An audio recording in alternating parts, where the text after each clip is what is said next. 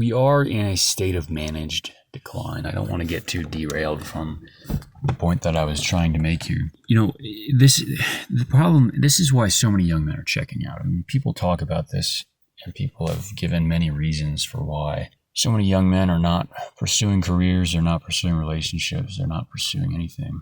In many cases, and in their own ways, they are checking out. And sometimes literally, there's a pretty high degree of suicide among young men as well. There's many reasons people have given for this, some of them valid more than others, but I mean, what I think is under-discussed, under-addressed, is that the whole system, all of society, all of what is left of Western civilization what's left of it and what it is becoming, the direction that it is, the trajectory that it is on, it is making a mockery of what was once a noble thing. To work in any position of influence and power today is going to degrade your soul. And it is going to, people think that they can go in and take these roles and influence the systems of power to their own preferences, to their own, ideology. But it is much more likely, and consistently this plays out over history, that you as an individual will instead, it literally the inverse will happen. You as an individual will have your ideology corrupted by the system. It's not that you will go and change the system. The system changes you, and you see this. And all you have to do is think about the people you know in your life.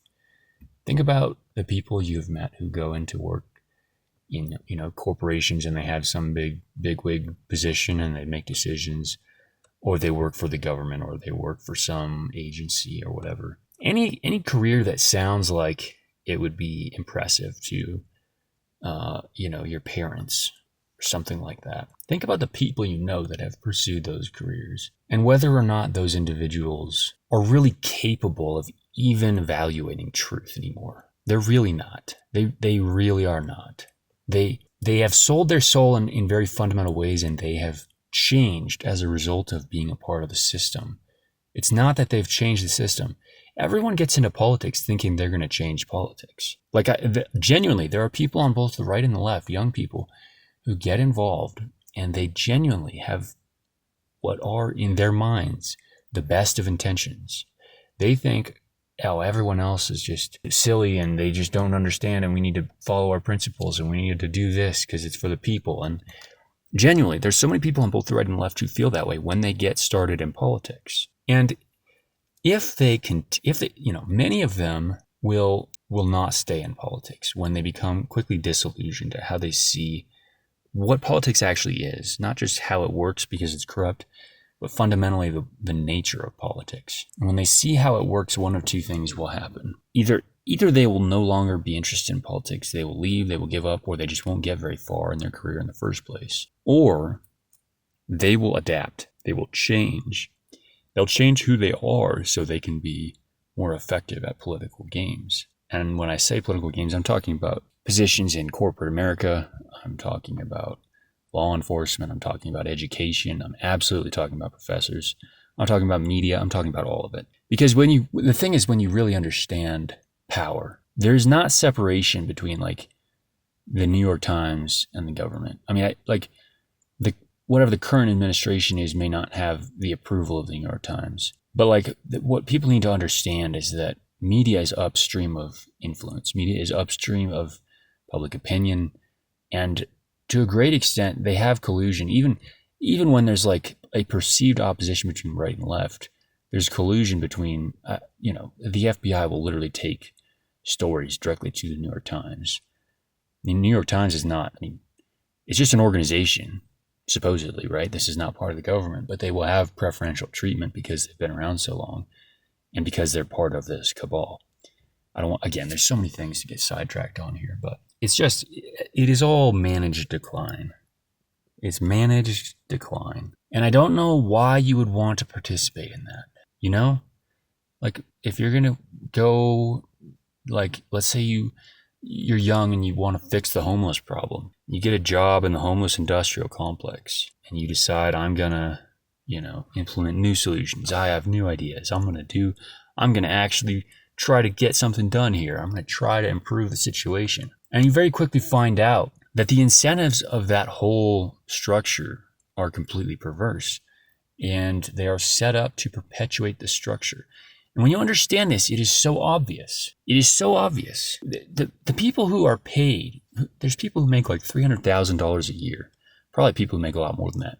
There are executives who make very good salaries, whose job it is to quote unquote fight homelessness, to combat the homeless problem in major cities like San Francisco and Denver and Portland and all the rest that have this major issue. What you need to understand, if this is not already obvious to you, is that those people are not incentivized to solve the problem, nor are they incentivized to make any progress on anything. They are incentivized to keep the problem as significant as possible. They want the problem to be big. If anything, deep down, they want the problem to grow. And they want it to grow while they are making outward motions that look like they're fighting it. So in a sense, it's like, there's no accountability in these types of organizations. So nobody gets fired for basically, failing. Like if somebody, the attitude is not, if somebody's job is to fight homelessness and then homelessness doubles during their tenure there, like the attitude is not, well, okay, this person is doing a terrible job. The attitude is, well, homelessness is a bigger problem. We need to fund more of these people. We need to pay them more, and we need to give them more funding and more budgets and let them hire more people under them because they need more resources to fight this homelessness, which is a bigger and bigger problem. It's the same with every industry. It's the same with the cops. It's the same with law enforcement. You want to look at, again, you look at like a city, any jurisdiction where there's law enforcement. To some degree, they have significantly perverse incentives. Their incentives are not aligned with what you would actually want. And a big part of that is bureaucracy and just the nature of the system now, which is completely devoid from the human spirit and from honor. But if a bigwig at some law enforcement agency were to really defeat the crime in his jurisdiction, like if they were to take significant enough action, and obviously I'm aware that like the justice system and there are many things tying people's hands. There are many issues at play here that are all intertwined, but that only supports my overarching point, which is that the system is all managed decline, and you cannot, except from the top down, from overthrowing the whole thing, you cannot fix anything. You can't just go and be the sheriff of a county and do a better job than the last guy, because you're facing the same perverse incentives that the other guys faced, and you're facing the same constraints by the justice system, by doing like everyone's job. Everyone's job is to not get in trouble. Like if you care about your career, your job is to not get in trouble. Your job is not to do the daring thing that's actually the thing that needs to happen in order to solve the problem. Nobody's incentivized to have balls. Nobody's incentivized to put their head on the line and actually go out and do the thing that needs to be done. Everyone is incentivized just not to step on any toes, just not to piss anyone off too much, just not to ruffle any feathers. In the case of the police, if crime is a bigger problem, guess what? You get more funding, and you get more people working for you, and you get more cool toys, and you get more equipment, and you get more training, you get more all the things that you think you need, and to a great extent you do. But again, the incentive is backwards. When crime is a bigger problem, when there's more shit to police in a jurisdiction, that is when you get more funding, So, if somebody were to actually solve a problem, obviously the police themselves don't have the authority to do this. But if you just executed the top 1,000 top offenders of violent crime in a city, who are the same people doing the same shit over and over, they constantly get arrested and nothing happens. If you just did that, the problem would be solved.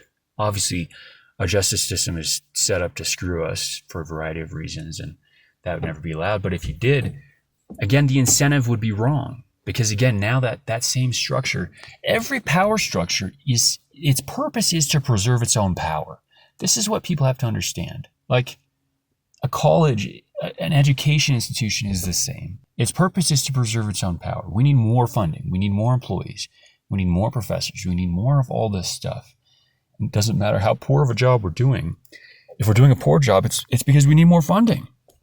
We need more resources. And that's how it is. The fact that at any level, at any one of these points, you can point to any one of these problems in any one of these areas. And you can easily and quickly see how it is not just everything is interconnected. Everything is interconnected. And so you cannot fix the police without also fixing the justice system. You cannot fix the justice system without also fixing all of the organizations that benefit from crime existing in the first place, from violent crime. You cannot, and a lot of it is politically motivated, and a lot of it is motivated by hatred for a certain group of people. I think at the very highest levels, a lot of this just comes down to anti-white resentment, but that's a whole other conversation. But again, with all of these institutions, you cannot go in as one man and just fix it. You cannot, and the system is set up in such a way that definitionally, like to the extent that you can be successful in your career, to the extent that you can successfully achieve a position of power and influence in whatever area you're pursuing, to that extent, that is the extent to which it will destroy you. Because however far you got in that position of power, that means that you compromised on everything that mattered to get there. Because that's the nature of the system. There's no way around that. Nobody gets to a high position in politics or in the judicial system or in any of these things without first compromising on everything, because they have, in order to even get considered for a position in any of these areas, you have to first show that you're willing to play ball. And you can't fake it. You can't fake it. You have to. The people that are selected for are, by definition, they are fundamentally compromised and they are people who are predisposed to compromise. Everything is compromise. Everything is compromise. The system, everything in the system is built on compromise. Compromising, there is no conviction. Everything, this is bureaucracy at its core. It is a decaying blob where no one can fire the people who are incompetent. No one can ask any questions. And if you actually tried to do the right thing in any one of these areas, you would hit a fucking concrete wall in your face immediately. And people do. And then they either get discouraged and leave, or they compromise and they advance their career. The extent to which you can successfully advance in society is the extent to which you're willing to compromise on who you are. That is why, if you want to find a man who actually has conviction, if such a man even exists in the world today, you will find him on the fringes of society or outside society altogether. He will be in a cabin in the woods. And people love to say, oh, well, he's running away. Instead of fighting the system, he's running away and he's hiding in the cabin in the woods. What a coward. Well, there's a sense in which, yes, he's leaving. There's a sense in which he is running away, but he's right to do so, because all of the people who try to fight the system become the system, definitionally. That's what it is. Every single politician, every person who has power in this world got started in their career thinking they were going to be different. Every one of them thought that way. They all thought they were going to be the ones with morals. They were going to be the ones that didn't compromise. They were all wrong. To the extent that any of them made it anywhere, they were all wrong. And that is why the system is what it is today.